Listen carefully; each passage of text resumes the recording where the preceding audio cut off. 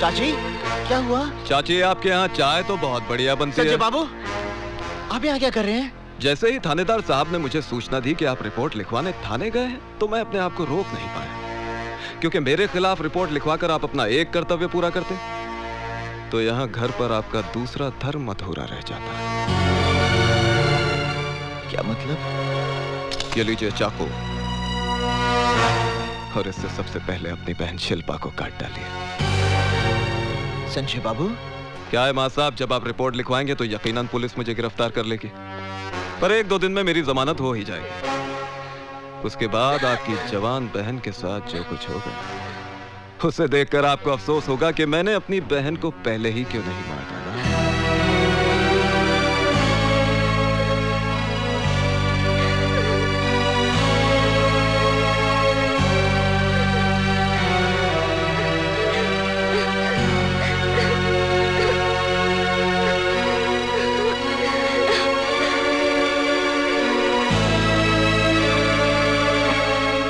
अरे मां साहब, इतना सोचिए मत। वो कहावत तो आपने सुनी होगी कि काल करे सो आज कर और आज करे सो अब। नेक काम में देरी नहीं होनी चाहिए। ये लीजिए, और मैं दोबारा समझाने नहीं आऊंगा। अच्छा चाची, चलता हूं। प्रणाम।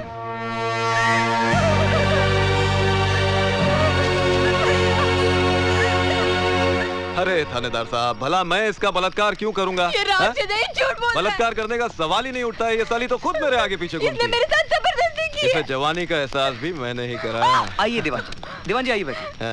मुझे न्याय चाहिए, मुझे इंसाफ चाहिए। ए संगीता, मेरी जान, इतने पुराने ताल्लुकात को इस तरह बदनाम करना अच्छी बात नहीं है, समझी? इंस्पेक्टर साहब, आप मेरी कंप्लेन लिख लीजिए। अब धीरज रखिए। आजकल वैसे भी औरतों के लिए कानून बहुत मजबूत हो गया है। मैं दीवान जी को अरेस्ट करके अभी हवालात के पीछे धकेल दूंगा। बस प्रोफेसर दीक्षित आकर गवाही दे दे। प्रोफेसर साहब, आपने तो सब कुछ अपनी आंखों से देखा था। किस तरह संजय शर्मा ने मुझे जानवरों की तरह नोच डाला था। आप ही बताइए इंस्पेक्टर साहब को कि मेरे साथ क्या हुआ था। किसी से डरने की कोई जरूरत नहीं है। प्रोफेसर दीक्षित, आप बताइए कि आपने क्या देखा था? हाँ मां साहब, आपको भगवान की सौगंध है। भाई बता दीजिए कि आपने क्या देखा था।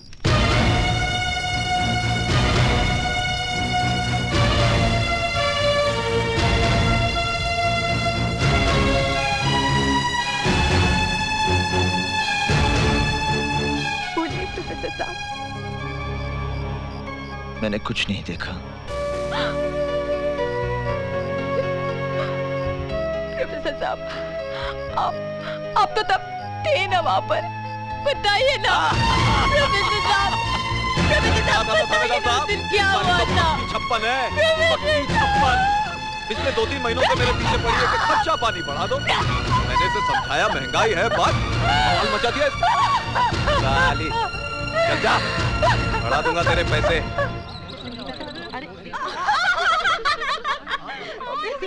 अरे संजय शर्मा में क्या फूल डाले थे? कांटे तो हमारे बिस्तर पे भी नहीं है। संगीता, पैसे तो हम भी दे देंगे।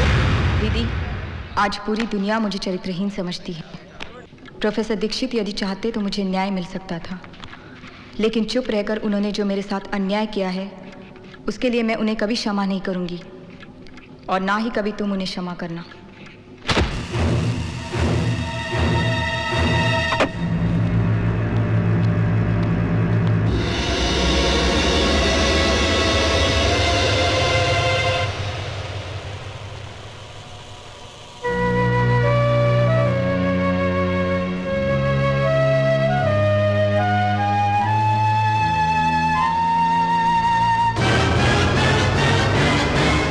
प्रोफेसर दीक्षित को मैं कभी माफ नहीं करूंगी, और ना ही तुम कभी उसे क्षमा करना, और ना ही तुम कभी उसे क्षमा करना, और ना ही तुम कभी उसे क्षमा करना, और ना ही तुम कभी उसे क्षमा करना। संजय शर्मा के मर्डर केस में निशा चोपड़ा की गवाही से साबित होता है कि खून अर्जुन दीक्षित ने किया है। इसलिए यह अदालत दफा 302 ताज़ीराते हिंद के तहत मुजरिम अर्जुन दीक्षित को उम्र कैद की सजा देती है। निशा जी, बहुत बहुत धन्यवाद कि आप गवाही देने के लिए यहाँ रुकी। इसमें धन्यवाद की क्या बात है, ये मेरा फर्ज था। निशा! निशा! अर्जुन! रुक जा! मेरी बात सुनो निशा, मेरी बात सुनो। माफी भूल स्वीकार करता हूँ निशा, तो मैं संगीता को न्याय नहीं दिला पाया, लेकिन इसके पीछे मेरी कोई योजना नहीं थी निशा। मेरे परिवार पर जंगी तलवार टांग दी थी संजय शर्मा ने। यदि मैं मुंह खोलता तो मेरी बहन की कोई अपनी गरीब पड़ती। मेरी बात सुनो निशा, मुझे विश्वास करो निशा। अरे निशा, तुम मेरी बात सुनो निशा। मुझे जाने दो, जाने दो।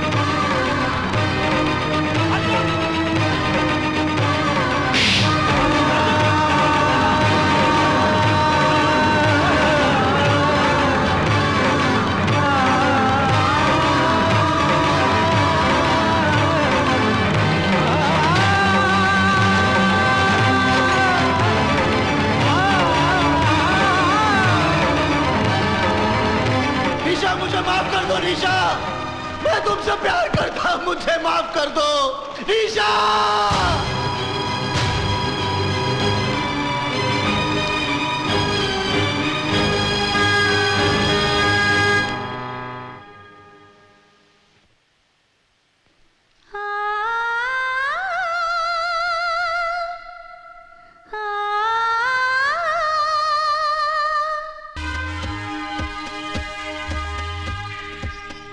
अर्जुन, तुमसे मिलने एमएलए आई हैं। जल्दी कर। अरे कोर्ट का टाइम हो गया है। कैदियों को बिठाओ कोर्ट। हाँ, लेके जा रहे हैं कोर्ट में इनको। ये पेपर प्रोसेस करवा दीजिए। कैदी नंबर 711। मैं चाहती हूँ ये काम आज ही हो जाए। जी अच्छा। नमस्ते रोहिणी जी। अर्जुन, पिछले 1.5 साल से मैंने सुप्रीम कोर्ट में तुम्हारे पक्ष में अपील दायर की थी। उसका फैसला आ गया है, तुम जेल से रिहा हो। आपने मेरी अपील दायर की थी, जबकि आप जानती हैं कि मैंने आपके बेटे की हत्या की। मेरे बेटे ने तो आत्महत्या उसी दिन कर ली थी जिस दिन वो पाप के रास्ते पर चल पड़ा था। तुमने तो सिर्फ उसे शमशान तक पहुंचाया है। मैं तुम्हारे और संजय के बारे में सारी सच्चाई जानती हूँ, इसलिए जो मेरी आत्मा ने कहा मैंने वही किया।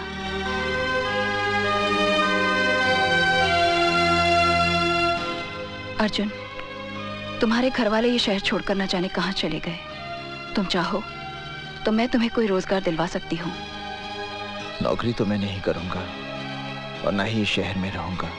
फिर कहां जाओगे? मुंबई। पर कमाल है यार, रोहिणी देवी ने तुम्हें जेल से छुड़वाया। वो उनका बड़प्पन है। पर उस लड़की ने तेरे साथ बड़ी हरामजादगी की यार। शिवा, मैं निशा के विरुद्ध एक शब्द भी नहीं सुनना चाहता। चल ठीक है यार, माफ कर दे, गलती हो गई बस।